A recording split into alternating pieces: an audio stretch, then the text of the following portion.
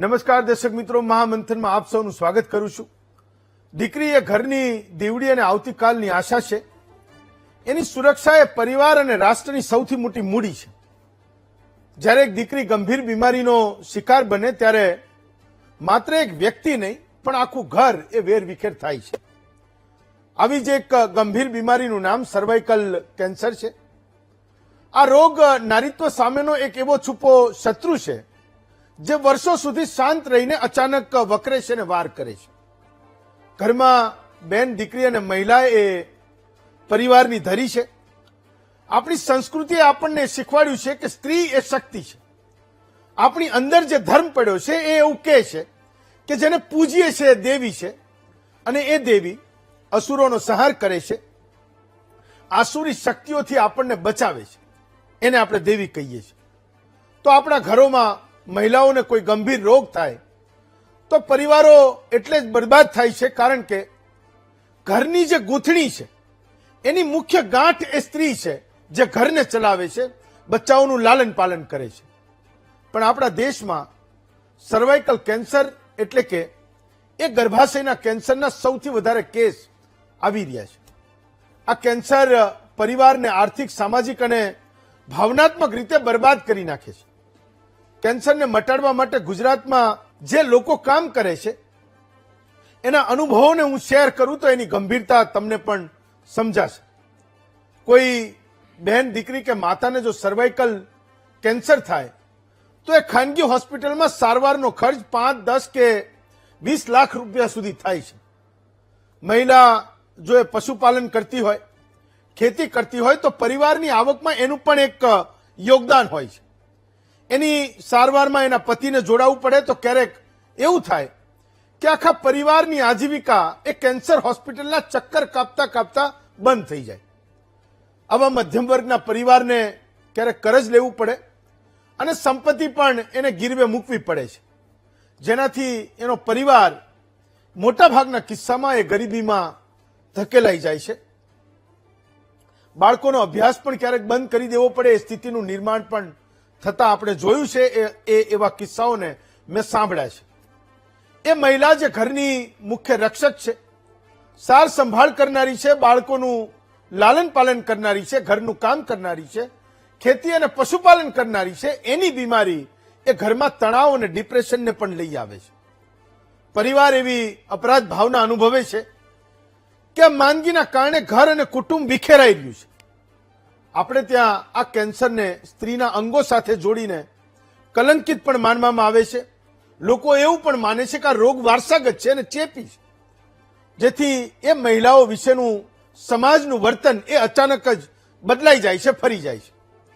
ગામડાઓમાં જ્યાં સ્ત્રીઓનું આ કેન્સરનું નિદાન જ મોડું થાય છે અને એના કારણે એના મૃત્યુનું જોખમ પણ વધારે હોય છે. કેટલાક એવા પણ કિસ્સાઓ છે કે આ રોગોની સામે એ દેશોએ જે કંઈ મહેનત કરી એના પરિણામો અત્યારે એને મળી રહ્યા છે. ઓસ્ટ્રેલિયા એક એવો દેશ છે જેની સર્વાઇકલ કેન્સરથી મુક્તિ હાથ વેતમાં છે. એવું કહે છે કે 2030 સુધીમાં સ્વીડન, નોર્વે અને પોર્ટુગલ જેવા યુરોપના દેશો પણ આ કેન્સરની મુક્તિ માટે ખૂબ એ થવાના છે, અથવા તો એ ખૂબ ઝડપથી આગળ વધી રહ્યા છે. તો ભારત અને ગુજરાત આ કેન્સરથી મુક્તિ કેમ ન મેળવી શકે? આ સવાલ આજે આપણે માતા, બહેનો અને દીકરીઓ માટે પૂછવાનો છે. દેશમાં કેન્સરની મુક્તિ માટે અભિયાનની શરૂઆત થઈ ચૂકી છે. આ કેન્સરથી મુક્તિ માટે રસીકરણનું આ મહાઅભિયાન છે. સરકાર આ રસી દીકરીઓને મફતમાં આપી રહી છે. તમારી દીકરીને આ રસી અપાવશો તો આગળ જતા એને ગર્ભાશયના કેન્સરથી બચાવી શકાશે. આ વાયરસનો ચેપ એ 24 મહિના સુધી રહેશે અને મોટાભાગના કિસ્સામાં જેને આ ચેપ લાગે એને એ ખબર જ નથી હોતી કે સંક્રમિત છે. જ્યારે ખબર પડે ત્યારે બહુ મોડું થઈ ગયાના દાખલાઓ પણ અનેક છે. તો આપણી બધાની એક ઓવરઓલ સમજણ છે કે કેન્સર આજે માત્ર એક બીમારી નથી પણ લાખો પરિવારોની ચિંતાનું કારણ પણ છે. અને એમાંય જ્યારે વાત એ દીકરીઓની આવે તો એ મા બાપને ડર હંમેશા હોય છે કે એમની દીકરી કોઈ ગંભીર રોગનો એ શિકાર ના થઈ જાય. તો સર્વાઇકલ કેન્સર એક એવી જ બીમારી છે જેના વિશેના તમામ સવાલોના જવાબ આજે આપણે મહામંથનમાં મેળવવાના છે.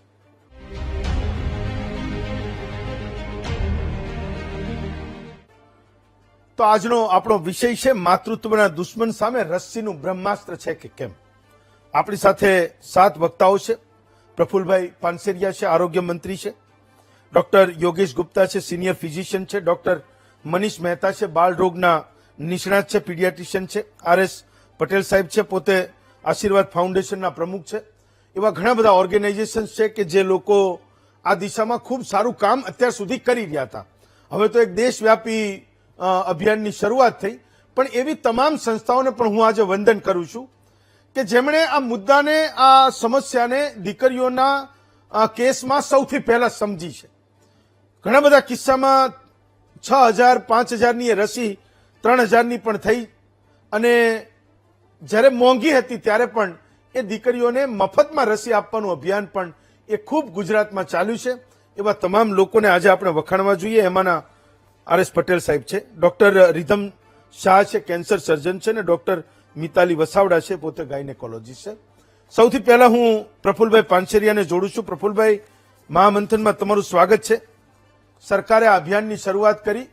મારે એ સમજવું છે કે રસી લેવા માટે વાલીઓની સહમતિ એ સરકાર કેવી રીતે લેવાની છે, અને શાળાઓમાં કે આપણા પ્રાથમિક આરોગ્ય કેન્દ્રમાં એ કેવી રીતે એ રસીને આપવાનો કાર્યક્રમ ચાલવાનો છે.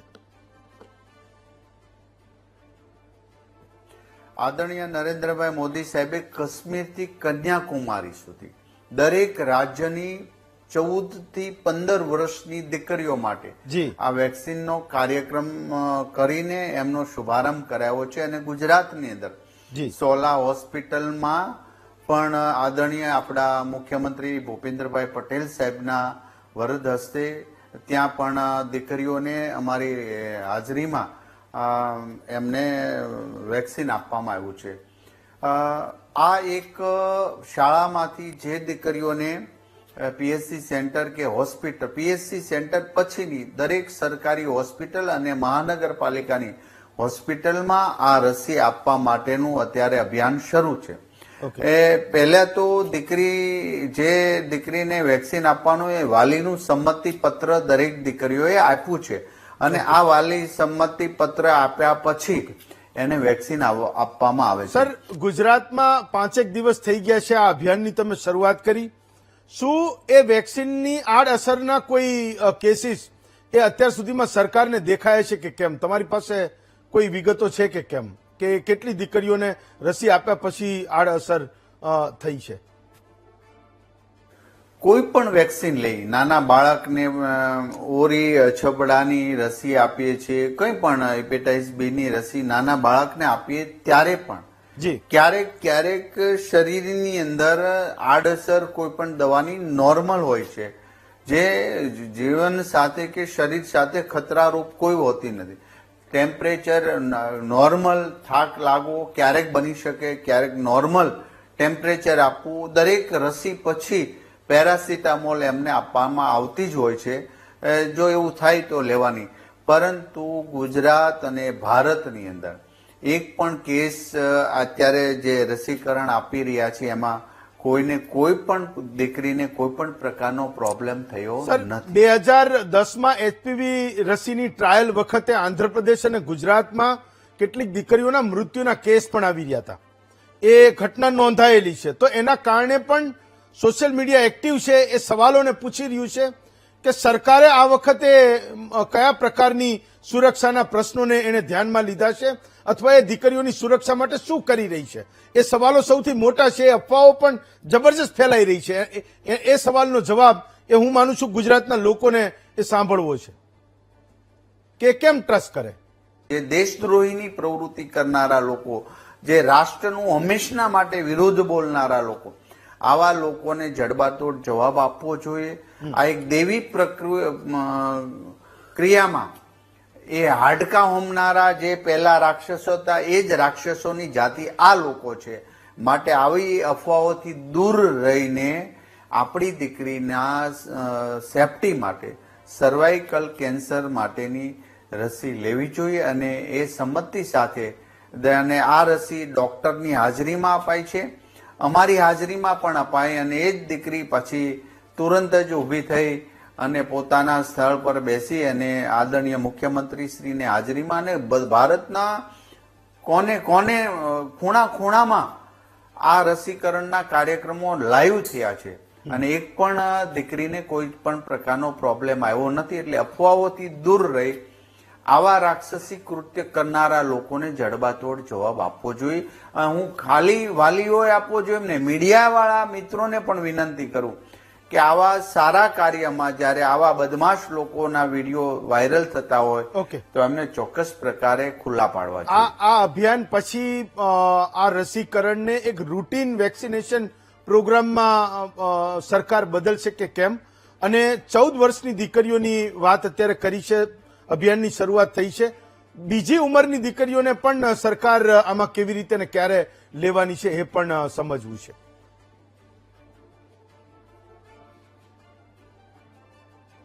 યસ, ચોક્કસ બહુ સારું વાત કરી છે કે 14 વર્ષનો બર્થડે ઉજવો હોય 15 વર્ષનો બર્થડે ઉજવો ન હોય આ સમયગાળા દરમિયાન બધી જ જગ્યાએ કલેક્ટરથી લઈને દરેક ક્ષેત્રે અમે સૂચના પણ આપવામાં આવી છે અમારી વીસી અમારા સચિવ શ્રી દ્વારા કે 15 વર્ષમાં હજી જેમને 1 વીક બાકી હોય 2 વીક બાકી હોય મહિનો તો પહેલા એને પ્રાયોરિટી આપવાની છે. તો આ એક અભિયાન પૂરું થઈ જાય જેથી કરીને 15 વર્ષ પૂરા થઈ ગયા પછી એ વેક્સિન આપવાનો કોઈ પહેલો નથી થતો. માટે 15 વર્ષથી અમે શરૂઆત કરી છે અને ધીરે ધીરે જે ઉંમરમાં 9મા ધોરણ કે 8મા ધોરણ સુધીની દીકરીઓ હોય તો ઉપરથી નીચે આવી તો જેથી કરીને 15 વર્ષ થઈ જાય એ દીકરીઓ આ વેક્સિન લીધા વગર પોતે સેફટી માટે વેક્સિન લીધી ન હોય તો એમને ભવિષ્યમાં તકલીફ ના પડે એ હેતુથી અમે ઉપરની ઉંમરથી લઈને નીચે ઉંમર સુધીનો આ સમજો. પ્રફુલભાઈ, આ લાંબા ગાળાની આ વેક્સિનેશનની અસર જે છે એને સરકાર કેવી રીતે મોનિટર કરશે? માનો કે સર્વાઇકલ કેન્સરને થી આપણને મુક્તિ જોઈએ છે તો એ કેવી રીતે સરકાર એને નોંધશે કે હા આપણે આમાં સફળ થઈ રહ્યા છીએ કે અસફળ થઈ રહ્યા છીએ? ગુજરાત નહીં પણ ભારતની અંદર 2024માં સર્વાઇકલ કેન્સરના અંદાજે 79,000 કેન્સરના દર્દીઓ નોંધાણા છે અને 42,000 મૃત્યુ પામ્યા છે. આ ખૂબ મોટો આંકડો છે અને એક રસીકરણ HPV 16 અને HPV 18 નામના વાયરસ દ્વારા થતો આ રોગ ને આ રસી દ્વારા કંટ્રોલ કરી શકાય છે. તો આખા ભારતની અંદર એક અંદાજે 80,000 લોકો દીકરીઓ કે બહેનોને આ કેન્સર થતું હોય તો બહુ મોટી આંકડો છે અને સમાજમાં લાડકી દીકરી જ્યારે હસતી ખીલતી હોય અને આવા ગંભીર બીમારીમાંથી જો એમનું મૃત્યુ થાય તો આવા 42,000 મૃત્યુ થયા છે. તો જેથી કરીને એમની ગંભીરતા લઈ આ રસીકરણનો કાર્યક્રમ માનનીય વડાપ્રધાન નરેન્દ્રભાઈ મોદી સાહેબે આપ્યો. છેલ્લો સવાલ પ્રફુલભાઈ, કે શું આ સ્વૈચ્છિક છે કે કોઈ મા બાપ ના પાડે કે ભાઈ મારે મારી દીકરીને રસી નથી આપવી તો સરકાર એને કેવી રીતે હેન્ડલ કરશે? એની સંમતિ લેશે, વાત બરાબર છે? સ્વૈચ્છિક છે? આ સ્વૈચ્છિક છે, કોઈને આપણે દબાણ ના કરી શકીએ કે ભાઈ તમે રસી લો ને લો. પરંતુ એવું હજી સુધી કોઈ શાળા કે કોઈ એવો કેસ બન્યો નથી. દરેક વાલી પોતાની દીકરીની સેફટી ઈચ્છે છે. વાત રહી કે આના આવું ન માનનારા લોકો વેક્સિન નહીં અપાવે પણ એની જાહેરાત એમની સેફટી માટેની શાળાઓમાં અંધશ્રદ્ધામાં માનનારા લોકો આ એક જાગૃતતાની પણ અમારો કાર્યક્રમ શરૂ છે અને જે બદમાશો અફવાઓ ઉડાડી રહ્યા છે આવા બદમાશોથી દૂર રહી આપણી દીકરીની સેફટી માટે દરેક વાલીઓએ પોતાની દીકરીને આ વેક્સિન આપવી જોઈએ. તમે અમારી સાથે જોડાયા, હું તમારો ખૂબ ખૂબ આભાર માનું છું અને માનું છું કે ગુજરાતમાં જેટલી પણ દીકરીઓ આ રસીને યોગ્ય છે એને સરકાર એના સુધી પહોંચશે ને એને રસી આપશે. ડોક્ટર રિધમ શાહ, મને કોઈ પણ વ્યક્તિને સીધો એક સિમ્પલ સવાલ પહેલો એ થાય કે માત્ર દીકરીઓ જ કેમ? મેં એવું પણ વાંચ્યું કે HPV વાયરસથી દીકરાઓ પણ સંક્રમિત થઈ શકે છે. તો હા, એ વાત સાચી છે. હા, કે હ્યુમન પેપિલોમા વાયરસ એ મેલને પણ અસર કરે છે જી અને આ જે રસીના જે ટ્રાયલ્સ થયા છે એમાં એ લોકો એ પણ સલાહ આપે છે કે જો પુરુષોમાં પણ આ વસ્તુ જો HPV વેક્સિન આપણે આપીએ તો એમને પણ ઓરોફેરિન્જિયલ કેન્સર અને અમુક લિંગના કેન્સરથી આપણે બચાવી શકીએ છીએ. ઓકે, એટલે એ વાત નક્કી છે કે માત્ર દીકરીઓ નહીં પણ દીકરાઓમાં પણ આ કેન્સર થાય છે. એક વસ્તુ સમજવી જરૂરી છે કે આ જે વેક્સિન જે છે એ હ્યુમન પેપિલોમા વાયરસની અગેન્સ્ટ છે. ઓકે, હવે હ્યુમન પેપિલોમા વાયરસ પુરુષોને પણ સંક્રમિત કરી શકે છે અને મહિલાઓને પણ સંક્રમિત કરી શકે છે. ઓકે, તો ડેફિનેટલી જો આપણે હ્યુમન પેપિલોમા વાયરસ વેક્સિન આપણે એમને આપીશું પુરુષોને તો એમને પણ કેન્સર સામે રક્ષણ મળશે. એ કયા રક્ષણ છે તો એ ઓરોફેરિન્જિયલ કેન્સર છે અને અમુક લિંગના કેન્સર છે. ઓકે, એટલે ગળાનું કેન્સર, મોઢાનું કેન્સર થાય. માનો કે કોઈ સરકાર તો એ દીકરીઓને ફ્રીમાં વેક્સિન આપવાની છે, 3,000 રૂપિયાનો ડોઝ છે એવું મેં વાંચ્યું છે. પણ એવું થાય કે જે લોકો એમના દીકરાઓની સ્વાસ્થ્યને લઈને પણ એને ચિંતા હોય, જયારે આ મુદ્દો આખા દેશમાં ગુજરાતમાં ચાલી રહ્યો છે ત્યારે, તો એ લોકો કોઈ પ્રાઇવેટ ક્લિનિક પર જઈને એમના દીકરાઓની રસી પણ લઈ શકે, એવું થાય? હા, ડેફિનેટલી લઈ શકે છે. અત્યારે જ્યારે સરકાર તરફથી આ જે ઝુંબેશ ચાલી છે એના પછી અમારા હોસ્પિટલની જે હેલ્પલાઇન નંબર છે એની ઉપર ઘણી વખત છોકરાઓના રસીકરણ માટેના પણ કોલ્સ આવી રહ્યા છે. અચ્છા, એટલે ડેફિનેટલી તમે આપી શકો છો. ઓકે, તમે અત્યારે પ્રાઇવેટ હોસ્પિટલ્સ આમાં ઇન્વોલ્વ છે આ રસી આપવામાં, કે અત્યારે સ્કૂલ અને PHC જ આપવાની છે? પ્રાઇવેટ હોસ્પિટલ્સ ફ્રી વાળા અભિયાનમાં નથી? પ્રાઇવેટ હોસ્પિટલ ભલે ફ્રી વાળા અભિયાનમાં ના હોય પણ એ ઘણા ઓછા દરે પૈસા ખર્ચીને એના બચ્ચાઓને આપી શકે. ફાઇન.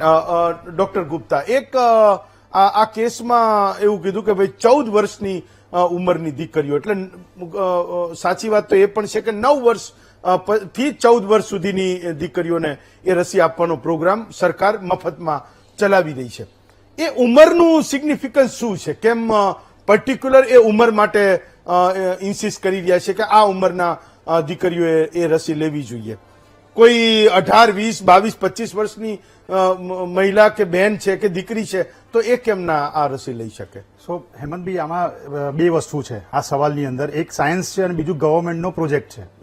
તમે કોવિડ યાદ કરો તો ગવર્મેન્ટ હંમેશા એ રીતે કરે જેથી કે એમને સહેલાઈ પડે, કન્વીનિયન્સી પડે અને એમને ડેટા એવો ભેગો થઈ શકે જેથી કે એટલે લોકોની વ્યવસ્થા કરી શકે. ઓકે, સો પહેલા તો એ જાણકારી આપે કે સાયન્સ શું કે છે. સાયન્સ એવું કે છે કે 11 વર્ષથી આ વેક્સિન આપવાનું તમારે ચાલુ કરવું પડે બાળકોમાં, અને અપ ટુ 45 યર્સ તમે આપી શકો. ઓકે, અને પ્રાઇવેટની અંદર કે જે ડેટા છે એની અંદર ગાઈડલાઇન્સ એવું કહે છે કે 14 વર્ષ સુધી તમે આપતા હો તો 2 ડોઝ આપવાના હોય, 15 વર્ષથી વધારે ને આપતા હો તો તમારે 3 ડોઝ આપવા પડે. ડેફિનેટલી હવે સાયન્સ એવું બી કહે છે કે સિંગલ ડોઝ કોઈને આપ્યો હોય તો પણ 80 થી 90% લોકોને એ સંરક્ષણ મળી જતું હોય છે વેક્સિન દ્વારા. એટલે કે સર્વાઇકલ કેન્સર અને જેનાઇટલ વોર્ડ્સમાં તમને એમાં હેલ્પ મળતી હોય છે. સો 11 વર્ષથી ચાલુ થવું જોઈએ આઈડિયલી. પણ ગવર્મેન્ટે એવું નક્કી કર્યું કે આપણે 14 વર્ષનો ગાળો રાખીએ. એના બે કારણો હોઈ શકે મારા હિસાબે. એક, આપણા દેશની અંદર બીજો એક સાયન્સ આની અંદર એવું કહે છે કે તમે સેક્સ્યુઅલી એક્ટિવ થાવ એના પહેલા વેક્સિન લો તો એનો ફળ તમને બહુ વધારે મળતો હોય છે. સો એક આપણી માન્યતા એવી રહે છે કે 14 વર્ષ પછીથી જનરલી બાળકો સેક્સ્યુઅલી એક્ટિવ થઈ શકે. એટલે એક કારણ એ હોય. બીજું કારણ એ હોય કે એમને ટોટલ ડેટા 14 વર્ષનો મળી શકે. આજે 1,15,000 લોકોને એ લોકો 1,15 લાખ લોકોને એ લોકો આમાં કવર કરવાના છે 90 દિવસ સુધી. એટલે એ લોકો અત્યારે એના ઉપર જ ફોકસ કરી રહ્યા છે. જે આપણા પ્રધાનશ્રીએ કીધું, હેલ્થ મિનિસ્ટરે, કે it is also available to other people also. તમે PHCમાં જાઓ, તમે પ્રાઇવેટની અંદર જાઓ, તો તમે આજે 11 વર્ષનું બાળક જાય તો એને આ વેક્સિન મળી શકે. એ કદાચ થઈ શકે કે એને પૈસા આપવા પડે, કાં તો સરકાર એને ફ્રી આપે. સો 14 વર્ષનો અત્યારે મારા માટે મહત્વ એટલો છે કે સરકાર આને ઇનિશિયેટિવ લીધું છે. આનાથી દેશમાં જાગૃતતા આવશે. આ સવાલ તમે જે રીતે પૂછ્યો તે માતા પિતાઓ બી અમને પૂછે છે કે મારું બાળક 11 વર્ષનું છે, મારું બાળક 15 વર્ષનું છે, મારું બાળક 17નું છે, તો હવે હું શું કરું? તો એ જાગૃતતા બી એક આપણા બહુ જ મહત્વનો ફાળો ભજવી રહી છે આ વેક્સિનને આગળ લઈ જવા માટે. ઓકે, ડોક્ટર મહેતા, એક મહત્વનો સવાલ એ છે કે શહેરોમાં જે બાળકો હોસ્પિટલ્સમાં જન્મે છે અને એના પછી તમે જયારે એને પીડિયાટ્રિશિયનને રિફર કરો તો એક રસીનું એક ફાઇલના પહેલા પાને એની ઉંમર સહિત અને રસી સહિત અને એના કેટલા ડોઝ લેવાના એની એક આખો ચાર્ટ એ બનતો હોય છે. શું એચપીવી પણ 14 વર્ષ સુધીના બાળકોની જ વાત છે, તો તમારા એ શિડ્યુલમાં, પીડિયાટ્રિશિયનના શિડ્યુલમાં, એ રસીના શિડ્યુલમાં એ હોય છે કે આ હમણાંથી શરૂ થયેલી વાત છે? હા, એટલામાં સૌથી અગત્યની વાત એ છે કે આ રસી કોઈ નવી રસી નથી. અમે કેટલાય વર્ષોથી આ રસી આપીએ જ છીએ અને અમારા શિડ્યુલમાં 9 વર્ષ પછી કોઈ પણ બેબીને, એટલે કોઈ પણ બાળકને જે ફિમેલ છે એને અત્યાર સુધી મેં આપતા હતા 9 થી 14 વર્ષ સુધીમાં 2 ડોઝ અને 15 વર્ષ પછી 3 ડોઝ. રિસેન્ટલી આ જ રસીને બીજો એક વર્ઝન આવ્યું છે જેમાં બોયઝને, એટલે કે છોકરાઓને પણ આ વેક્સિન આપી શકાય છે અને છોકરાઓને પણ આનાથી પ્રોટેક્શન આપી શકાય છે. 9 થી 26 વર્ષના છોકરાઓને આપવા માટે પણ વેક્સિન આમાં આવી ગઈ છે. એટલે આ શિડ્યુલનો ભાગ જ છે અને દરેક બાળકને અમે, દરેક પેરેન્ટ્સને અમે આ વસ્તુ ઓપ્શનમાં સમજાવીએ છીએ. હા, અત્યારે સુધી આ ઓપ્શનલ વેક્સિન હતી કારણ કે આ વેક્સિનની કોસ્ટ થોડી પ્રાઇવેટમાં વધારે છે, એટલે બધા લોકો અપાવતા નથી. પ્લસ લોકોમાં હજી અવેરનેસ એટલી નથી આવી. પણ આ સારી વસ્તુ થઈ છે કે બીકોઝ ગવર્મેન્ટ આ પ્રોજેક્ટ લાવ્યું છે એટલે લોકો સામેથી હવે પૂછવા લાગ્યા છે કે આ વેક્સિન શું છે, ક્યારે અપાવી જોઈએ, આના ફાયદા શું છે, આની આડઅસરો શું છે, એનાથી લોકોમાં અવેરનેસ વધી છે. એટલે ડેફિનેટલી એનાથી લોકોમાં ઇન્ક્વાયરી આ વેક્સિનેશનની વધી છે. એને આ જે સરકારી પ્રોજેક્ટ છે એમાં 1 ડોઝ લેવો પડશે, 2 લેવા પડશે કે 3 લેવા પડશે? હા, એટલે અત્યાર સુધી અમે જે આપતા હતા 9 થી 15 વર્ષમાં એ 2 ડોઝ છે. હવે સરકાર, એટલે ગવર્મેન્ટ અને પ્રાઇવેટ બેના ટાર્ગેટ હંમેશા અલગ અલગ હોય. ગવર્મેન્ટનો ટાર્ગેટ હોય મેક્સિમમ પોપ્યુલેશનને કવર કરવાનો અને એટલીસ્ટ 80% પ્રોટેક્શન આપણે અચીવ કરીએ તો પણ એમના માટે સારો ટાર્ગેટ છે. પ્રાઇવેટનો હંમેશા 100% અચીવ કરવાનો ટાર્ગેટ હોય. એટલે એ લોકો વેક્સિનેશન જયારે આપે ત્યારે ઓલમોસ્ટ 90 to 100% પ્રોટેક્શન આવી શકે એ રીતના ડોઝ એડજસ્ટ કરે. એટલે પ્રાઇવેટમાં 2 ડોઝ રેકમેન્ડેડ હતા, પણ રિસેન્ટલી એવા સ્ટડીઝ થયા છે આ વેક્સિન ઉપર કે 1 dose is also quite effective. એટલે 1 ડોઝ પણ સારો એવો અસરકારક છે. એટલે આપણે 2 ડોઝની જગ્યાએ 1 ડોઝ તરફ શિફ્ટ થઈ શકીએ છીએ. તો અગાઉ એવું હતું કે જ્યારે આ રસી એ આપણે નહોતા બનાવતા ત્યારે આપણે ક્યાંકથી કોઈ દેશમાંથી ઇમ્પોર્ટ કરતા હતા ને એનો ડોઝ બહુ મોંઘો આવતો હતો. તો મોટે ભાગે પીડિયાટ્રિશિયન કે ગાયનેક એ જલ્દી એના પેશન્ટને કે દીકરા દીકરીઓને કે મહિલાઓને રિફર નહોતા કરતા. હવે એવું કહે છે કે આપણે અહીંયા પણ આ વેક્સિનને બનાવવા માંડ્યા છીએ. એના કારણે પ્રાઇવેટમાં પણ એ 3,000 રૂપિયાનો 1 ડોઝ પડે છે. વાત સાચી છે? એટલે શરૂઆતમાં જયારે આ વેક્સિન, એટલે કે મર્ક, એટલે કે MSD કંપનીએ બનાવવાની સૌથી પહેલા ચાલુ કરી હતી અને એનો કોસ્ટ 5,000 to 6,000 હતો. પછી આપણી સીરમ કંપનીએ પણ આ વેક્સિન બનાવવાની ચાલુ કરી, જે પ્રાઇવેટમાં લગભગ 2,500 થી 3,000માં પેશન્ટ લઈ શકે છે. એટલે ડેફિનેટલી ઇન્ડિયામાં પ્રોડક્શન ચાલુ થયું એટલે કોસ્ટ ફેક્ટર ઘણો ઓછો થઈ ગયો છે. ઓકે, પટેલ સાહેબ, એક તો મેં શરૂઆતમાં કીધું કે હું એવા હજારો લાખો ગુજરાતના કેન્સર વોરિયર્સને પણ આજે વંદન કરું છું, પ્રણામ કરું છું. મારા દર્શકો વતીથી હું એ તમામ લોકોને વધાવું છું કે આ એક એવું ક્ષેત્ર છે કે લોકો તમારા એટલા બધા વખાણ નથી કરતા. તમે ક્યાંકથી દાન લાવો છો, તમને કોઈક એ તમારા ટાર્ગેટને અચીવ કરવા માટે, લોકોની સેવા કરવા માટે પૈસા આપે છે અને તમે ગરીબોની, મધ્યમ વર્ગની પાછળ તમે એને રસી કે આ પ્રકારની ટ્રીટમેન્ટ દઈને વાપરો છો. પણ આની અવેરનેસમાં હું એવું માનું છું કે અભિયાન શરૂ થયું પછી તમે લોકો જે કંઈ અત્યારે કામ કરતા હતા એક બહુ જ મોટો ફોર્સ બની જશે, એક બહુ જ મોટી જાગૃતિ આવશે લોકોમાં, એવું હું માનું છું. તમે એવું કહી શકો કે HPV વાયરસથી ગર્ભાશયનું કેન્સર કોઈ મહિલાને થયું હોય અને એના પછી મેં કીધું કે ગામડામાં તો બહુ જલ્દી એની ખબર નથી પડતી હોતી, કેટલાક તો એને ચેપી માને કે એવું કંઈક વારસાગત હશે અને પરંપરાગત રીતે આ થઈ રહ્યું છે. તો એની પણ, એ મહિલાની પણ, એ દીકરીની પણ ક્યારેક એવી સ્થિતિ હોય છે કે આપણે એને જોઈ પણ ના શકીએ ને આપણે કોઈ એને વ્યક્ત પણ ના કરી શકીએ. પણ કોઈક એવા અનુભવની વાત હોય કે આ જ્યારે મહાઅભિયાન શરૂ થયું છે અને તમે આ ક્ષેત્રમાં આટલા વર્ષોથી કામ કરી રહ્યા છો, તો કોઈ એવો અનુભવ હોય જે લોકો માટે જાગૃતિનું કામ તો કરે જ પણ એનું શિક્ષણ પણ કરે, એને કંઈક શીખવાડે પણ ખરા? પટેલ સાહેબ, વાત બહુ મહત્વની છે. અગાઉ પણ BTV એ બ્રેસ્ટ કેન્સર માટે આવી એક અવેરનેસનો કેમ્પ કરેલો અને અહીંયા અમે એ વખતે બધી માહિતી આપી હતી કે બ્રેસ્ટ કેન્સર અને સર્વાઇકલ કેન્સર આ બંને રોગ એ મહિલાઓમાં થતા રોગના ચોથા સ્ટેજે આવે એવી મોટી સંખ્યાના રોગ છે. અમારો અભિયાન બ્રેસ્ટ કેન્સર માટે 2019થી ચાલે છે, 18-19થી. 2024માં સિરમ ઇન્સ્ટિટ્યૂટે જ્યારે અહીંની લોકલ આપણી વેક્સિન બનાવી અને મોદી સાહેબે બી વોકલ ફોર લોકલનો મંત્ર આપ્યો, એમાં અમિતભાઈ શાહે આ આપણી વેક્સિનનું ઉદ્ઘાટન કર્યું. ત્યારે અમને કહ્યું હતું કે દેશમાં અમારો એક એમ છે કે અમે ગમે એમ કરીને મોટાભાગની વ્યક્તિઓને મહિલાઓને આ વેક્સિન આપીશું 14 વર્ષની કન્યાઓને. પરિસ્થિતિ એવી થઈ કે અમે 2024માં આ વેક્સિન આપવાની શરૂઆત કરી. 3, 4, 5 સેન્ટરોમાં એ આપવા માટે અમે જ્યારે એનું કોસ્ટિંગ કાઢ્યું તો સિરમ ઇન્સ્ટિટ્યૂટે એનો ભાવ 2,000 રૂપિયા મૂકેલો. ઓકે. અમે એમની પાસેથી 5,000 વેક્સિનનો સોદો કર્યો અને એમાં જીસીઆરઆઈના શશાંક પંડ્યા સાહેબે અમને જોડે રહી અને 5,000 વેક્સિન માટેની એ વ્યવસ્થા કરી આપી કે જેને જેટલી જોઈએ એટલી આપીશું. 1280 રૂપિયાની વેક્સિન. અને જેમાં ડોક્ટર સાહેબે કહ્યું બંને જણાએ કે 2 ડોઝ આપવા પડે, 3 ડોઝ આપવા પડે. તો એ પરિસ્થિતિની અંદર મધ્યમ વર્ગ કે જે મધ્યમ વર્ગની બહેનોને આ 30% બહેનોને આ રોગ થાય છે. સર્વાઇકલ કેન્સર એ જાગૃત વ્યક્તિઓને ઘણી ઓછી અસર કરે છે. મધ્યમ વર્ગની બહેનો અને જ્યાં બહુ જ સ્વચ્છતા ન હોય એવી પરિસ્થિતિમાં આ રોગ દાખલ થઈ શકે છે. એના માટે અમે અમારા જાગૃતિ અભિયાનની અંદર અમારી બુકલેટ બહાર પાડી છે કે તમે ખાસ દર વર્ષે આ પેપ ટેસ્ટ કરાવો. એ પેપ ટેસ્ટ થાય તો એનાથી ખબર પડે. સ્મિયર પેપ સ્મિયર ટેસ્ટ કહે છે.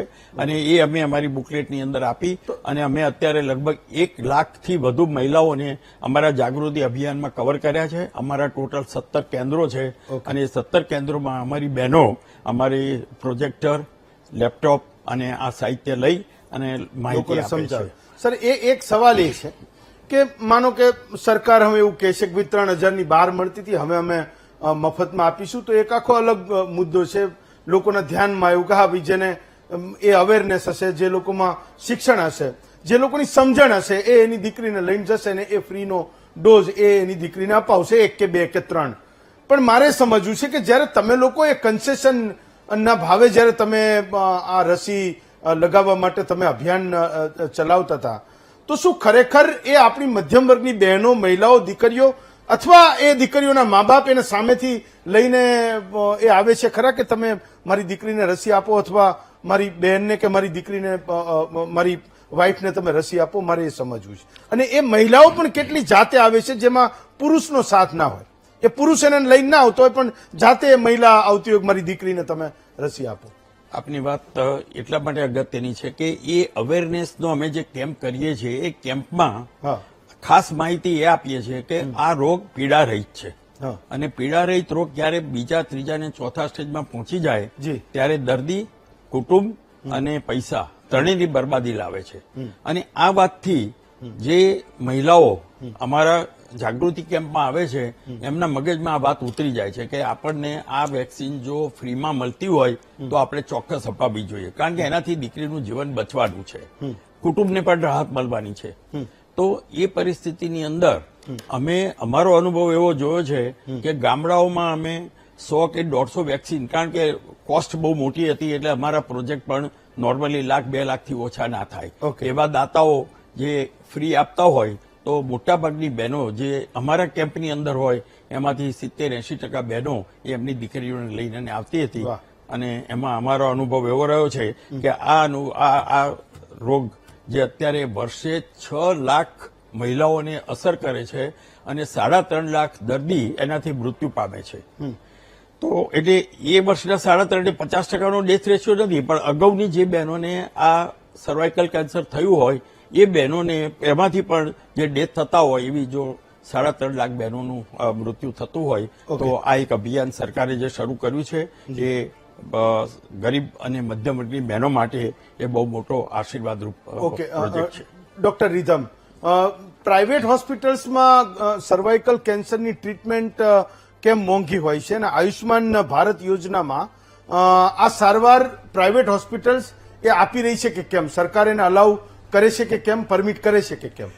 ડેફિનેટલી જે મુખ્યમંત્રી અમૃતમ યોજના છે એમાં પ્રાઇવેટ હોસ્પિટલ જે સંકળાયેલી છે એ હોસ્પિટલ CTRT એટલે કે કીમોથેરાપી અને રેડિયેશનની સારવાર અને જરૂર પડે તો સર્જરીની સારવાર એ આયુષ્માન યોજનામાં કવર થાય જ છે અને સરકાર એને અલાઉ કરે જ છે.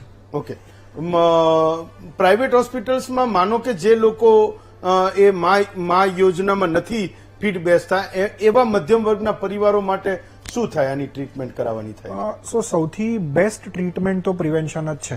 ઓકે. એટલે જેમ આર એસ પટેલ સાહેબે કીધું કે એમને પેપ્સમિયર માટેના બી અભિયાન ચલાયા છે અને સરકાર તરફથી હવે રસીનું પણ અભિયાન ચાલ્યું છે. તો મને આશા છે કે આવનારા 5-10 વર્ષમાં જે અત્યારે અમે સર્વાઇકલ કેન્સરના જે ઘણા બધા કેસીસ જોઈ રહ્યા છે અને મેજોરિટી કેસીસ અમે એડવાન્સ સ્ટેજમાં જોઈ રહ્યા છે, એમાં ફક્ત નોંધપાત્ર ઘટાડો જ નહીં થાય પરંતુ એના કારણે જે મૃત્યુ થઈ રહ્યા છે એમાં પણ નોંધપાત્ર ઘટાડો થશે. તો એ તમારી હોસ્પિટલ સુધી, તમારા સુધી એ ક્યારે પહોંચે છે? તમે કીધું કે કેસીસ વધી રહ્યા છે અને એવું કહે છે કે આ તો સાયલન્ટ કિલર છે, એના લક્ષણો એ જલ્દી ખબર નથી પડતી કે કોઈ બેનને સર્વાઇકલ કેન્સર છે, ગર્ભાશયનું કેન્સર છે. તો તમારા સુધી એ ક્યારે અને કેવી રીતે પહોંચે છે? એને કેવી રીતે ખબર પડે છે કે એને કોઈ તકલીફ છે?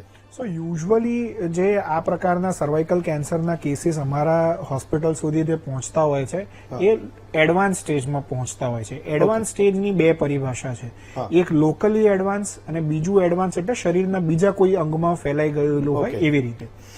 હવે તમે એટલું આપણે શ્યોરલી કહી શકીએ ડેટાના આધારે અને આપણા ભૂતકાળના રિઝલ્ટ્સના આધારે કે જેટલું જલ્દી આપણે કેન્સરને પકડી શકીએ એટલું સારું અને એટલું વ્યવસ્થિત રિઝલ્ટ આપણે એમને આપી શકીએ.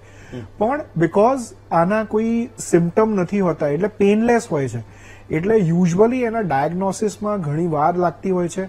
મહિલાઓ જે એના જે નાના મોટા સિમ્ટમ્સ હોય છે એને ઘણી વખત પોતાની જવાબદારીઓના કારણે ઘરમાં એમના કામમાં સંકળાયેલા હોય એના કારણે એ આંખ આડા કાન કરતા હોય છે એમના સિમ્ટમને, એના કારણે એ એડવાન્સ સ્ટેજમાં આવતા હોય છે. હવે જ્યારે એ લોકલી એડવાન્સ સ્ટેજમાં આવે ત્યારે અમારે એને રેડિયેશનની મદદથી, કિમોથેરાપીની મદદથી ટ્રીટ કરવા પડતા હોય છે અને એક વખત એ બીજા અંગમાં ફેલાઈ જાય તો એને અમે કમ્પ્લીટલી ક્યોર ના કરી શકીએ, ફક્ત એને કંટ્રોલ કરી શકીએ જે ફક્ત કિમોથેરાપીની મદદથી અથવા તો હવે ઘણા ડેટા આવ્યા છે ઇમ્યુનોથેરાપીની મદદથી કરી શકતા હોય. ઓકે ડોક્ટર મહેતા, એક સૌથી મોટો સળગતો પ્રશ્ન અત્યારે આ વેક્સિનેશન અભિયાનની આજુબાજુનો એ છે કે 2009-10માં એવું કહે છે કે આપણી દીકરીઓને ગિની પિગ તરીકે યુઝ કરી એ દવાની અને રસીની કંપનીઓએ ઘણી બધી દીકરીઓના મોત થયા. એ વખતના ન્યૂઝના વિડીયોઝને લોકો અત્યારે ભયંકર રીતે સર્ક્યુલેટ કરી રહ્યા છે.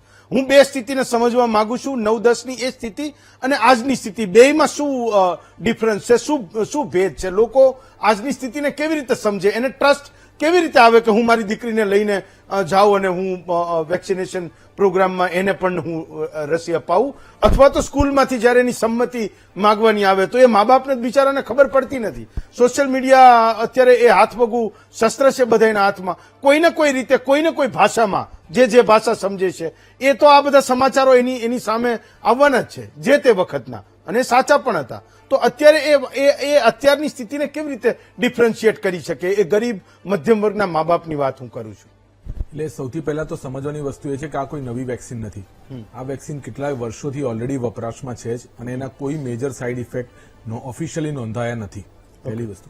બીજી વસ્તુ, કોઈ પણ વેક્સિન જ્યારે પણ માર્કેટમાં અપ્રુવલ થઈને આવે છે ત્યારે બે વસ્તુ એના પર સ્ટડી કરવામાં આવે છે. એક છે એની એફિકસી એટલે કે અસરકારકતા અને બીજું સેફટી એટલે કે એની કોઈ મેજર સાઇડ ઇફેક્ટ તો નથી ને. એ વસ્તુ પાસ થયા પછી ડીજીસીઆઈ જે આપણી સંસ્થા છે નેશનલ, જે વેક્સિનને અપ્રૂવ કરે છે, દવાઓને અપ્રૂવ કરે છે, એ વેક્સિનને અપ્રૂવ કરે છે. એટલે કોઈ પણ વેક્સિન જ્યારે કોવિડની વસ્તુ અલગ હતી, કોવિડમાં આપણે ઇમરજન્સી હતી ત્યારે અમુક આપણે વેક્સિન અપ્રૂવ કરવી પડી હતી ઇમરજન્સીમાં, પણ આ વેક્સિન વ્યવસ્થિત અપ્રૂવ થઈને આવેલી અને વર્ષોથી વપરાતી વેક્સિન છે. અમે આજ સુધી આ વેક્સિનના કોઈ મેજર સાઇડ ઇફેક્ટ જોયા નથી. હા, કોઈ પણ વેક્સિન મોટા બાળકને જ્યારે આપો છો ત્યારે કેટલાક ઇન્જેક્શન ફિયર કે સાયકોલોજીકલ કોમ્પોનન્ટ હોય છે જેના કારણે ઘણીવાર બાળકોને ચક્કર આવવા કે થોડી વાર માટે બેહોશ જેવી હાલતમાં થવું એ નોર્મલ છે, એ બહુ સામાન્ય આડઅસર છે, એમાં કોઈ મેજર ચિંતાની વસ્તુ નથી. અને જો બાળક પ્રોપરલી સમજાવવામાં આવે અને થોડું એને હાઇડ્રેશન એટલે કે થોડો ખોરાક અને થોડું લિક્વિડ લીધેલું હોય અને સારી પરિસ્થિતિમાં હોય તો એને કોઈ મેજર સાઇડ ઇફેક્ટ આ વેક્સિનની થતી નથી.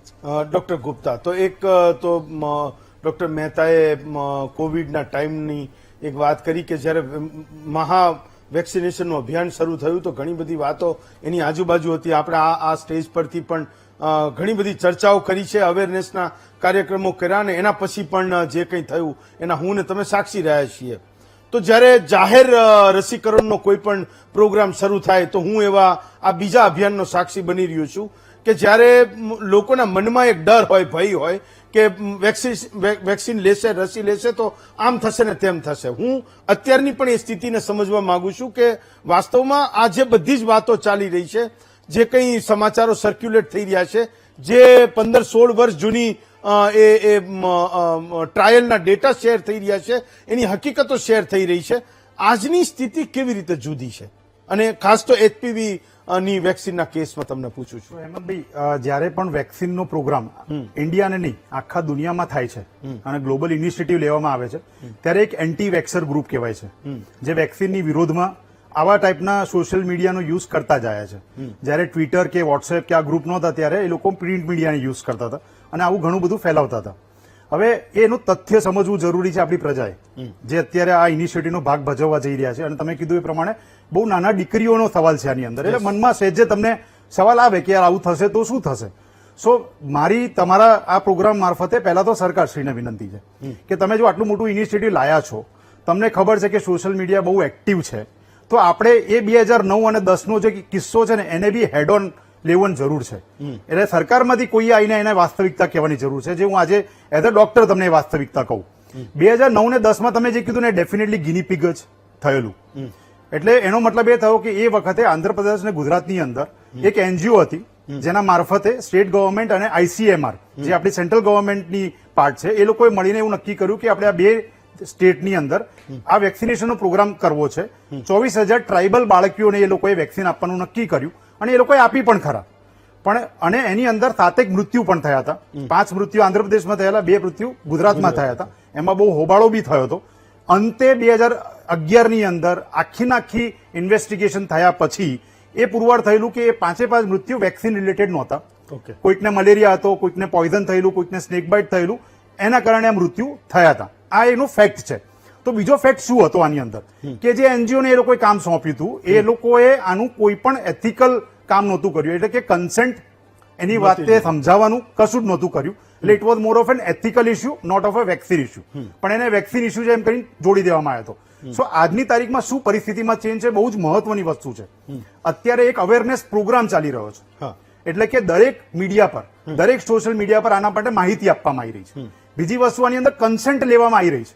એનો મતલબ કે આ સ્વૈચ્છિક છે, એટલે તમે ઈચ્છો તો જ તમે વેક્સિન લો. ત્રીજી વસ્તુ આની અંદર એ બી મહત્વનો પાર્ટ છે કે કોઈ માતા પિતાને ખબર ના પડે તો એ પણ ત્યાં જઈને ચર્ચા કરી શકે અને એના પછી એ કન્સેન્ટને ચેન્જ કરી શકે. એવું નથી હોતું કે મેં કન્સેન્ટ નથી આપી તો હું નહીં જ લઉં, એવું નથી. અને ચોથી વસ્તુ, સરકારે કીધું, સાહેબે કીધું એ પ્રમાણે, મહેતા સાહેબે કીધું એ પ્રમાણે પણ કે આ વેક્સિન દરેક જગ્યાએ અવેલેબલ છે. એનો મતલબ કે ધારો કે હું મિસ કરી ગયો અત્યારે અને મને પછી ખબર પડી કે આ વેક્સિન જરૂરી છે, તો એનો મતલબ એ નથી થયો કે મારી ટ્રેન છૂટી ગઈ. મને આ PHC અને પ્રાઇવેટની અંદર ડેફિનેટલી મળશે. એટલે આ બે મેજર ભેદ છે 2009-10ની અને અત્યારની પ્રદામાં. કોવિડની વાત કરીએ તો કોવિડની અંદર એકચ્યુઅલી જે લોકો એના માટેની એન્ટી વેક્સર ગ્રુપ બન્યા હતા, જે લોકો ખોટી માહિતી ફેલાવતા હતા, એ તમને ખબર છે, મને ખબર છે કે પોલિટિકલી મોટિવેટેડ હતું. ઓકે, બરોબર. એ વખતે બી એક એથિકલ ઇસ્યુ આવ્યો હતો. જયારે ઇન્દોરની અંદર કે મધ્યપ્રદેશની અંદર એ લોકોએ ટ્રાયલ જયારે કર્યા હતા, ત્યારે બહાર આવ્યું હતું કે એ લોકો કોઈ સંમતિ વિના લોકોને વેક્સિન આપી દે. એટલે ઇમ્પોર્ટન્ટ વસ્તુ એ છે કે ટ્રાયલ્સ જયારે બી થાય ત્યારે એને એથિકલ પાસો લેવો બહુ જરૂરી છે. નહીતર આવું થાય છે તમે કહો છો એ પ્રમાણે, આ એન્ટી વેક્સર ગ્રુપને એક મોકો મળી જાય છે એક સારી વસ્તુને કમ્પ્લીટલી દબાઈ દેવા માટે. સો ડેફિનેટલી આ એક બહુ જ સારું ઇનિશિયેટિવ છે. એના પાછળ પડી જવા જેવું છે. નહીતર તમને હું ડેટા આપું, સિમ્પલ ડેટા તમને આપું છું. અત્યાર સુધી ઇન્ડિયાની અંદર 25% વધારે મૃત્યુ જે કેન્સરમાં થાય છે, સર્વાઇકલ કેન્સરથી થાય છે. સાહેબે કીધું એ પ્રમાણે 70 થી 80% લોકોને એડવાન્સ સ્ટેજમાં ખબર પડે છે. એનો મતલબ કે બહુ મોડું થઈ ગયા પછી ખબર પડે છે. એનું એક બહુ જ મુખ્ય કારણ છે. સ્ટેજ એટલે મોડું, મોડું એડવાન્સ સ્ટેજ એટલે ત્રીજો કે ચોથો ગ્રેડ થાય છે. આપણને સાહેબે કીધું એ પ્રમાણે કે ત્રીજો કે ચોથા સ્ટેજમાં આવે ત્યાં સુધી બહુ જ મોડું થઈ ગયું હોય, એને એડવાન્સ સ્ટેજ કહેવામાં આવે. અર્લી સ્ટેજ કે તાત્કાલિક તમને ખબર પડી હોય. હવે ઇમ્પોર્ટન્ટ વસ્તુ જે મારે કહેવાની હતી એ છે કે સરકારને બીજી એક વિનંતી છે. આ ઇનિશિયેટિવ જ્યારે તમે ચાલુ કર્યું જ છે તો એની અંદર તમે પેપ્સમિયરનું ઇનિશિયેટિવ બી ચાલુ કરી દો.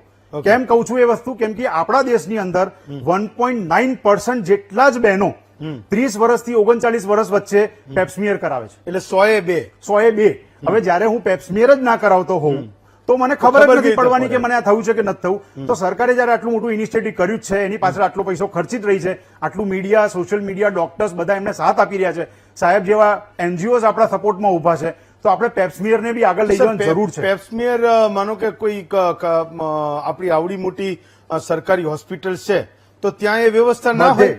હા, પેપ્સમિયર બધે અવેલેબલ છે. પેપ્સમિયર ઇઝ અ વેરી સિમ્પલ, કદાચ સાહેબ મારા કરતા વધારે સારી રીતે સમજાવી શકશે. Okay. પણ pap smear is a very simple, easily available test everywhere. Okay, એટલે એના માટે કોઈ જાતની મહેનત કે ખર્ચો કરવાની જરૂર જ નથી સરકારને. એટલે કોઈ હિંમતનગર કે મોરબીની હા, સિવિલ તમે સાહેબ હોસ્પિટલ હોય ટ્રાઇબલ ટુ ટ્રાઇબલ ત્યાં એરિયામાં કોઈ બી તમને લેડી મળી જાય જાય. તો પણ એ ટેસ્ટ થઈ શકે. દરેક લેબ કરે છે, દરેક પીએચસી માં થાય. અને એવું કહે છે ને કે ટેસ્ટ જેટલા વધારે કરે આંકડાઓ એટલા વધારે આવે. એક્ઝેક્ટલી. નહીતર શું થશે સાહેબ, હા. તમે ઇનિશિયલી ઓસ્ટ્રેલિયાની વાત કરી, હા. સ્વીડન, નોર્વેની વાત કરી કે એ લોકો હાથવેતમાં આને નિજાત પાઈ લેવાના છે. 2030 માં એવું Yes. કહે છે. સરકારના આ ઇનિશિયેટિવ પછી પણ ઇન્ડિયાને આ બીમારીથી નિજાત પાવતા 2070 ઓહ. કે 2079 થશે. ઓહો, સો જો હું એની અંદર બધી મહેનત કરી છૂટું ને હા. તો જ કદાચ હું એ ટાર્ગેટ પણ અચીવ કરી શકીશ. એટલે 35 વર્ષે. 35 વર્ષે. પણ એ બી કઈ મોડું નથી સાહેબ. ઓકે. 35 વર્ષ બી કોઈ નાની વસ્તુ, ભલે આપણને લાગતું કે 35 વર્ષ છે, પણ આવી કોઈ પણ બીમારી જોડે લડવાનું હોય ત્યારે હંમેશા વર્ષો લાગે. પોલિયો તમને યાદ હોય તો કેટલા વર્ષો ચલાવ્યા. 1994 માં ફર્સ્ટ બેચના અમે ડોક્ટરો છીએ જેને પોલિયોની વેક્સિન આપી હતી 94 માં. તો અમિતાભ બચ્ચન તો હજી સુધી એડ પર આવીને એમ કહે છે કે પોલિયો વેક્સિન આપો. તો આટલા વર્ષો પછી પણ પોલિયો પર આપણે મહેનત કરી રહ્યા છે. તો સર્વાઇકલ કેન્સર પર બી મહેનત કરવી જ જોઈએ આપણે. ઓકે, ડોક્ટર વસાવડા, તમે એ ખૂબ સારી રીતે વાતને સમજાવી શકશો કે એવું કેમ કહે છે કે સર્વાઇકલ કેન્સર એ છુપી રીતે એ સંક્રમિત કર્યા પછી ખબર નથી પડવા દેતો ને એ મોટે ભાગે એ મહિલાનું મોત થાય અથવા તો એને એમાંથી બચાવવી એ ખૂબ અઘરી વાત હોય છે. તમે એ પણ સમજાવો કે શહેરોના અને ગામડાઓમાં આપણે ત્યાં એ મહિલાઓના રીત રિવાજો, એમની રહેણી કહેણી, એમના એક્સપોઝરની જો વાત કરીએ તો બંનેમાં બહુ જ વાસ્ટ ડિફરન્સ છે. આજની સ્થિતિ આપણા ગુજરાતની છે શું કે એ મહિલાઓ જેને કોઈ ઇસ્યુ થાય છે એ તમારી પાસે સહજતાથી આવે છે કે પછી મોટા ભાગના કિસ્સાઓમાં એવું થાય છે કે તમે જ્યારે એને કેન્સર સર્જનને રિફર કરો અથવા કેન્સર એક્સપર્ટને તમે રિફર કરો ત્યારે બહુ જ મોડું થઈ ગયું હોય? બહુ જ સાચી વાત છે. આપણે જો એવું પકડીએ કે મહિલાઓમાં થતા કેન્સરોમાં સૌથી જે કોમન કેન્સર છે એ કદાચ બ્રેસ્ટ કેન્સર હશે.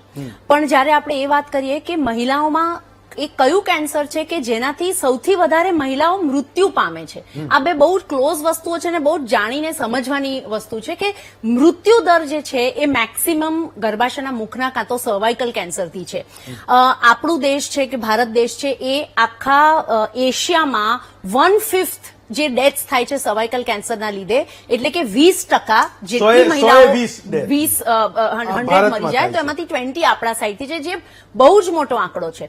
અને એના જ લીધે ઘણા બધા વખતથી હું ઇન્ડિયામાં આવીને મેં પ્રેક્ટિસ ચાલુ કરી ત્યારથી હું આ વસ્તુ મારા દરેક પ્લેટફોર્મ પર, મારી યુટ્યુબ ચેનલ હોય કે મીડિયા હોય, કાં તો કોઈ પણ લેડી જે કોઈ પણ સાદી વસ્તુ માટે બી મારી પાસે આવે કે ભાઈ પીરિયડ ઇરેગ્યુલર છે કે પ્રેગ્નન્ટ છે, દરેકને હું આ HPV વેક્સિન એમને લીધું છે કે નહીં એ પૂછું છું અને દરેકે પેપ ટેસ્ટ કર્યો છે કે નહીં પૂછું છું. ઘણા લોકો કે એનું કોઈ રિલેશન નથી, પણ રિલેશન એ છે કે મહિલાઓનું સ્વાસ્થ્યને આપણે જો સારું કરીએ તો એમાં થતા કેન્સરોને એમાંથી બી સૌથી ડેડલી કેન્સર છે એને આપણે એડ્રેસ કરવું જ પડે. આ એક વસ્તુ.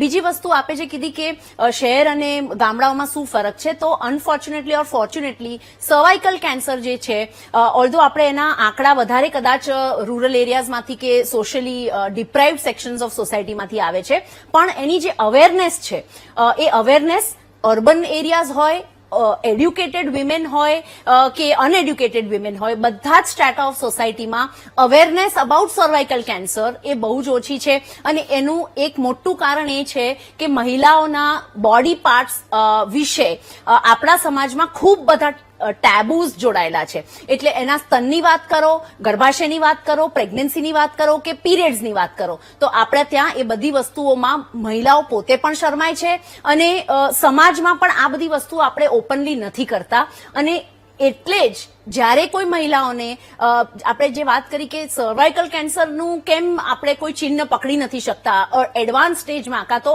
આગળ વધેલા સ્ટેજમાં જ કેમ આપણે એને પકડી શકીએ છીએ, કારણ કે એના જે અર્લી સ્ટેજીસના જે સાઇન સિમ્ટમ્સ છે એ એટલા બધા સિમિલર છે રૂટીન પ્રોબ્લેમ્સને. ફોર એક્ઝામ્પલ, પેટમાં બ્લોટિંગ થવું કે ગેસ જેવું ફિલિંગ આવી, થોડું ખાવ અને બહુ પેટ ભરાઈ ગયું એવું થાય, ક્યારેક ઇન્ટરકોર્સ કાં તો સંભોગ કર્યા પછી જે બ્લીડિંગ કે સ્પોટિંગ અમુક મહિલાઓ મહિલાઓને થતું હોય, ક્યારેક ઇન્ટરકોર્સ દોરાન પેન વધારે થવું, તો આ બધી વસ્તુઓની કમ્પ્લેન કરવા માટે જ મહિલાઓ પ્રેરિત નથી થતા, કારણ કે આ વસ્તુઓ આપણે અંડર કાર્પેટ રાખીએ છીએ. એટલે સૌથી પહેલી વસ્તુઓ મહિલાઓને હું એમ કહેવા માંગીશ કે કોઈ પણ વસ્તુ જે તમને અબનોર્મલ લાગે છે તમારા પોતાના શરીરમાં, તો એના માટે નિષ્ણાતની સલાહ લો અને જે બી સ્ટેપ્સ છે એ ફોલો કરો. ઓફકોર્સ એચપીવી વેક્સિનેશન આવે છે એટલે આપણે પ્રાઇમોર્ડિયલ કાં તો પ્રાઇમરી પ્રિવેન્શનમાં જતા રહીએ છીએ, જેનો મતલબ છે કે એચપીવી નામના વાયરસનું સંક્રમણ થાય અને એ તમને at risk for cervical cancer કરે એ પહેલા જ આપણે એને રોકી દેવાનો પ્રયાસ કરીએ છીએ, જે કે બહુ જ સારો સ્ટેપ છે. ઘણા બધા કન્ટ્રીઝે આ સ્ટેપ્સ ફોલો કરીને સર્વાઇકલ કેન્સરના રેટ્સ ઓલમોસ્ટ ઝીરો કરી દીધા છે. ચાલો એક બ્રેક લઉં. બ્રેક પછી જયારે પાછા આવીશું તો કેટલાક સવાલો તમને પણ થતા હશે કે જે દીકરીઓ આની રસી લીધી એને ભવિષ્યમાં સર્વાઇકલ કેન્સર નથી જ થવાનું, અથવા તો એ સવાલો પણ આપણા મનમાં હોય કે એક્ઝેક્ટ એ કઈ ઉંમર છે જેનાથી પેપ્સમિયર ટેસ્ટ જે કહે છે કે ગર્ભાશયનું કેન્સર હોય તો એને ખબર પડી જાય, તો એ કયા સ્ટેજે કઈ ઉંમરે એ કરાવવું જોઈએ. કેટલાક સવાલોના જવાબ મેળવીશું. એક બ્રેક લો, બ્રેક પછી પાછો આવું છું.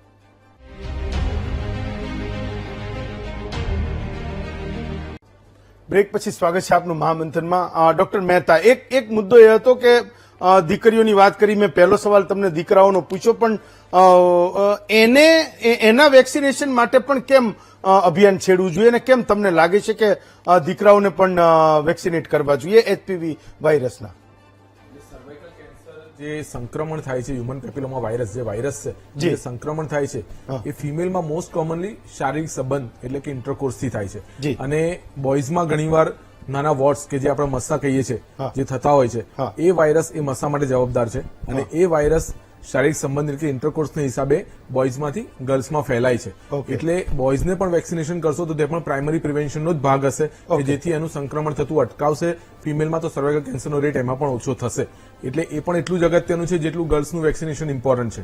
ઓકે, તો દીકરાઓના પણ લગ્ન થતા પહેલા કે દીકરીના પણ લગ્ન થતા પહેલા એચપીવી નો એને વેક્સિન એને આપવી જોઈએ એવું કહો છો તમે? દીકરાઓના લગ્નથી એનો ફેર નથી પડતો, પણ અત્યારે જે વેક્સિન અવેલેબલ છે બોયઝ માટે એ 9 to 26 યર્સ માટે અપ્રૂવ છે. 9 to 26 એટલે 9 થી 26 વર્ષની વચ્ચેના છોકરાઓ માટે અપ્રુવલ છે. એટલે એ સેમ વેક્સિન જ છે, પણ એનું થોડું હાયર વર્ઝન છે જે હજી આપણી આ ગર્ડાસિલ 4 માટે અપ્રુવલ નથી આવ્યું, પણ ગર્ડાસિલ 9 કરીને જે વેક્સિન આવે છે એ અપ્રુવડ છે, જે તમે 9 to 26 યર્સના બોયઝને આપી શકો. ઓકે, ડોક્ટર વસાવડા, એક મુદ્દો તમે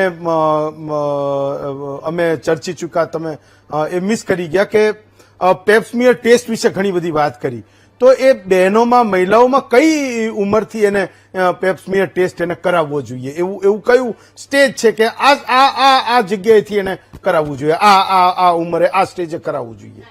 હવે મહિલાઓ નોર્મલી 21 વર્ષની ઉંમરની થાય એટલે એમને એમનો ફર્સ્ટ પેપ ટેસ્ટ કરવો જરૂરી છે. જો એમના લગ્ન ના થયા હોય ઓર રાધર જો એ સેક્સ્યુઅલી એક્ટિવ ના હોય તો પછી એ સેક્સ્યુઅલી એક્ટિવ થાય એના 1 કે 2 વર્ષ પછી પણ એમનો ફર્સ્ટ પેપ ટેસ્ટ લાઈફનો કરાવી શકે છે. હવે આમાં બીજા જે અત્યારના સોશિયલી રેલેવન્ટ મુદ્દાઓ છે એ છે કે આજકાલ આપણે જોઈએ છે કે મેરેજ એ એક માઇલસ્ટોન નથી, પણ સેક્સ્યુઅલ એક્ટિવિટીનો ઓનસેટ એક માઇલસ્ટોન છે. બીજું, મલ્ટિપલ સેક્સ્યુઅલ પાર્ટનર્સ અર્બન એરિયાઝમાં તો એટલીસ્ટ ઘણા વિમેનના હોય છે, તો આવા કેસીસમાં એઓ જયારે પેપ ટેસ્ટ કરાવે ત્યારે એની સાથે એચપીવી નું ઇન્ફેક્શન ઓલરેડી થઈ ગયું છે કે નહીં, એ એચપીવી નું ઇન્ફેક્શન થયું છે કે નહીં એની સાથે પણ તમે પેપ ટેસ્ટ કરાવી શકો, વિચ મીન્સ કે અત્યારે શું કન્ડિશન છે એ જાણી અને પછી લેટ્સ સે કોઈ 26 કે 30 વર્ષની મહિલા છે અને એને વેક્સિન નથી લીધું, એ સેક્સ્યુઅલી એક્ટિવ છે, પેપ ટેસ્ટ વિથ એચપીવી ટેસ્ટિંગ જો એ કરાવે છે તો અત્યાર સુધી જો એને એચપીવી ટેસ્ટ નથી થયો તો એના માટે એક રાહતની ન્યૂઝ છે. પણ ઇન એની કેસ એ થયું હોય કે ના થયું હોય એ ફરી એચપીવી નું વેક્સિન લઈ શકે છે. આપણે અત્યારના ઓફકોર્સ ચર્ચા એ કરીએ છીએ કે જે 14 યર્સની બાળકીઓ માટે અપ્રૂવ થયું છે, પણ બીજા બધાને જાણવા માટે કે અપ ટુ 45 યર્સની એજ મહિલાઓ આ વેક્સિનનો લાભ ઉપાડી શકે છે. ઓફકોર્સ એમને ફ્રી ના મળે, પેડ હોય, પણ એ પણ એમને બેનિફિટ આપી શકે છે, એટલે એ લઈ શકે છે. બીજું, બોયઝ જો આ વેક્સિન લઈ લે છે તો એ એમની સંક્રમિત કરતા બચી જશે. નથી કરતા. એટ ધ સેમ ટાઈમ આ ખાલી સર્વાઇકલ કેન્સર નહીં, પણ એનલ કેન્સર, ફિમેલ્સમાં વલ્વલ કેન્સર, ઓરલ કેન્સરના પણ અમુક કેસીસ નું સંક્રમણ આ સંક્રમણથી થતું હોય છે. તો બોયઝને આ કેન્સરથી તો પ્રોટેક્શન મળશે જ. ફિનાઇલ કેન્સર પણ બોયઝમાં ઘણીવાર એચપીવી ના લીધે હોય છે, તો એ પણ મળશે અને એ એમના ફ્યુચર પાર્ટનર્સને પણ ટ્રાન્સમિટ નહીં કરે. So it's a great thing કે આપણે આ વિષય પર ચર્ચા કરી રહ્યા છે અને જેટલા લોકો આને અવેર થાય એ સારી વસ્તુ છે. આજે આપણી પાસે એક એવો ભયાનક રોગ છે, જાનલેવા રોગ છે, જે આપણે એક વેક્સિન થી અટકાવી શકીએ છીએ. એટલે I don't see any reason કે આપણે ના કરવું જોઈએ. ઓકે, પટેલ સાહેબ, તો આ બાકીના જે બધા તમારા સિવાય છે એ તો કંઈ થાય તો મટાડવા માટેના છે, અથવા તો પહેલા એવું કે ભાઈ આવું થઈ શકે છે, પણ ના થાય એના માટે તમે લોકો જે મથો છો અથવા કંઈ કામ કરો છો, તો એ શું છે? એવી કઈ વાત છે કે આ કેન્સર એ ગુજરાતની આપણી બહેનો દીકરીઓમાં થતા જ એ બચી જાય? સામાન્ય રીતે અમારા અવેરનેસ કેમ્પમાં જી, જેમ બ્રેસ્ટ કેન્સરમાં અમે માહિતી આપતા હતા, એની સાથે સાથે હવે આ સર્વાઇકલ કેન્સરની માહિતી પણ અમારા અવેરનેસ કેમ્પની અંદર અમે ફૂલ ફોર્મમાં મૂકી છે અને ખાસ મહિલાઓને અને શાળાની બાળકીઓને અમે સ્કૂલોમાં પણ જઈને એને અવેરનેસ કરી, જેથી એમને ખ્યાલ આવે કે સર્વાઇકલ કેન્સર શેનાથી થાય છે અને કેવી રીતે બચી શકાય. અને એમાં ખાસ એવું છે કે જે લોકો ગર્ભ નિરોધક ગોળીઓ બહુ લાંબા સમયથી લેતા હોય એમને થાય, જાતીય સંબંધ એકથી વધુ વ્યક્તિ જોડે હોય અથવા ઉંમર કરતા વહેલા જાતીય સંબંધો કર્યા હોય,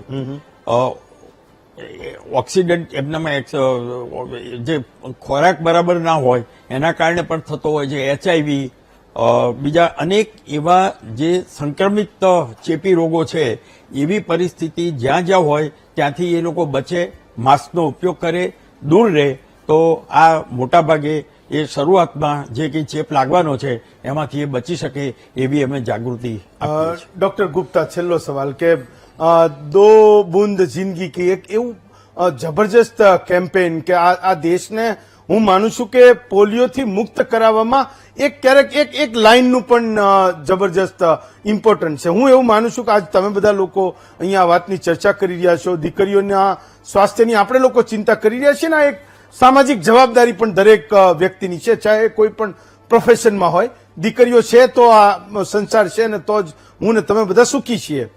કોઈક એવી વાત કે જે આજથી શરૂ થાય તો આ એક ફોર્સ બની જાય અને બહુ જ મોટી વાત થઈ જાય દીકરીઓના સ્વાસ્થ્ય માટે. આ કેન્સરની સામે લડાઈનું એક સૌથી મોટું હથિયાર આપણા હાથમાં આવી જાય. સો આ ખાલી સર્વાઇકલ કેન્સરની સામે લડતનું એક સાધન ના ગણીએ તો વધારે સારું રહેશે. જી, પોલિયો વેક્સિન જયારે આવી ત્યારે સોશિયલ મીડિયા એટલું પાવરફુલ હતું જ નહીં. ઇનફેક્ટ જી, કોવિડ જયારે આવ્યું ત્યારે સોશિયલ મીડિયા પાવરફુલ હતું. આપણે એના પછીના અસરો બી જોયા છે. સો મારી તમારા થકી અને બાકી બધાને એ વિનંતી કે આ સર્વાઇકલ કેન્સર સામેની જે લડત છે એ ખાલી સર્વાઇકલ કેન્સર સામેની લડત ના બનાવીએ. ઓકે, આને આપણે એક વોટરશેડ રીજન બનાવી શકીએ કે આજ પછીથી આપણા દરેક એજ્યુકેશનની અંદર જે બી બાળકીઓને ઇન્વોલ્વ કર્યા ને આજે આપણે, જે પહેલા ડરતા હતા, સાહેબ તમને કહેશે કે સ્કૂલમાં જઈને આ એજ્યુકેશન આપવું બી કેટલું અઘરું પડતું. પ્રિન્સિપલ્સ અમને એમ કહે કે તમે આ બધી વાતો કરશો તો છોકરાઓ શરમાશે, એમના માતા પિતાઓ અમને દોષ આપશે. એ બધો વોટરશેડ આપણે તોડવા જઈ રહ્યા છે. સો એ જયારે સ્ટિગ્મા તોડવા જઈ રહ્યા છે ત્યારે મિતાલીબેને જે કીધું ને એનું એજ્યુકેશન આપવું જરૂરી છે બાળકીઓને, બાળકોને કે તમારા જોડે કંઈ પણ તકલીફ થતી હોય તો તમારે કહેવું જરૂરી છે. એ કોઈ પણ અંગ જોડે કેમ ના હોય. બીજી વસ્તુ સાહેબે કીધું એ પ્રમાણે કે આપણે પ્રાઇમરી અને પ્રાઇમોડિયલ પ્રિવેન્શન પર ધ્યાન આપવું જરૂરી છે. થઈ ગયા પછી શું, એના પછી તો તમારે સફર જ કરવાનું છે. સો આ વેક્સિન એક એવો પાર્ટ છે જેની અંદર આપણે એ શીખવાડી રહ્યા છીએ કે તમને કશું થશે જ નહીં જો તમે વેક્સિન ઉપર અને સાચી માહિતી ઉપર ધ્યાન આપો તો. સો મારા તમારા થકી એક જ ઇમ્પોર્ટન્ટ ઇન્ફોર્મેશન છે કે રિક્વેસ્ટ છે કે આ પ્રોગ્રામને વોટરશેડ પ્રોગ્રામ બનાવી દેવા જેવું છે કે આજ પછીથી આપણા દેશમાં જ્યારે પણ આવો કોઈ ઇનિશિયેટિવ આવે ત્યારે બધા સાથે મળીને એના માટે લડવું જોઈએ. સો એના માટે એ બી એક વિનંતી કે કોવિડ વખતે બી સરકારે એક ભૂલ કરી હતી, હું ભૂલ જ કહીશ અને કે એ લોકો પોતે જાતે જ બધું લઈ લીધેલું. એ લોકો પ્રાઇવેટ બોડીઝને ઇન્વોલ્વ નહોતા કર્યા, પીડિયાટ્રિશિયનને છેલ્લે સુધી ઇન્વોલ્વ નહોતા કર્યા. આ પ્રોગ્રામની અંદર એ લોકોએ પ્રાઇવેટ બોડીઝને, આ પ્રોગ્રામની અંદર એ લોકોએ મેડિકલ એસોસિએશનને, આ પ્રોગ્રામની અંદર એ લોકોએ એનજીઓને હાથ જોડીને કામ કરવું જરૂરી છે. તો કદાચ વધારે લોકો તરફ વધારે પહોંચી શકીશું. નહીતર પછી થશે શું, સરકાર ડેફિનેટલી 1,15,00,000 લોકોને વેક્સિનેશન કરી નાખશે, વાર્તા ત્યાં પતી જશે અને એના પછી આગળ કોઈ ચર્ચા નહીં થાય. સો અત્યારથી અવેરનેસ એવી હોવી જોઈએ કે જેને જે ઓપ્શન જોઈતું હોય એ લઈ શકે. ગાર્ડાસિલ 4 ની મારે ગાર્ડાસિલ 9 જોઈએ, ડેફિનેટલી મળશે. 1 ડોઝ ની મારે 2 ડોઝ જોઈએ, ડેફિનેટલી મળશે. પેપ્સમિયર ક્યાં થઈ શકે એની માહિતી આપવામાં આવે. બાળકો એટલે કે છોકરાઓને વેક્સિનેટ કરવું કે ના કરવું એની માહિતી પણ આ જગ્યા પર થવી જરૂરી છે. ચાલો, તો હું દીકરીઓના સારા સ્વાસ્થ્યની અભ્યર્થના સાથે હું તમારા તમામનો આભાર માનું છું. Doctor Gupta, doctor Mehta, R S. Patel સાહેબ, ડોક્ટર રીધમ અને ડોક્ટર મિતાલી વસાવડા, 6 વક્તાઓનો ખૂબ ખૂબ આભાર માનું છું. આવતીકાલે આપના વધુ એક વિષય સાથે, વધુ એક મુદ્દા સાથે ફરી મળીશું. આજે રજા આપશો.